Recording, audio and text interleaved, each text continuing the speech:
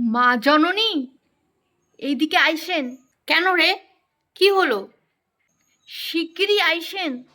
কি হলো সেটা বলবি তো? পাশের বাড়িতে ঝগড়া লাগছে গো, তাড়াতাড়ি আইসেন, ঝগড়া শুনি। তোর ঝগড়া শোনার কি হয়েছে? এগুলো ভালো না।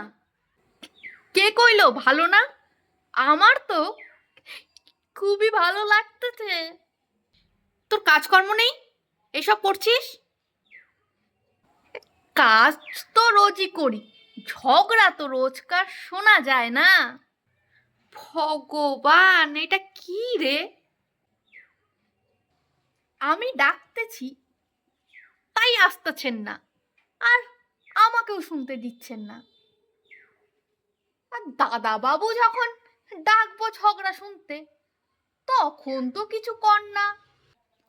তোর দাদাবাবু আমাকে ঝগড়া শুনতে ডাকে? তো ডাকে না, অফিস থেকে আইসাই তো টিভিটা খুইলাই ঝগড়া শোনে। ওরে, তোর দাদাবাবু নিউজ শোনে। নিউজ না ছাই, টিভির মধ্যে বইসা লোকগুলা তো খালি ঝগড়াই করে। আমার বেলায় শুধু দোষ। মাথা গরম হইয়া গেছে, বরফ দিতে হবে। হে ভগবান।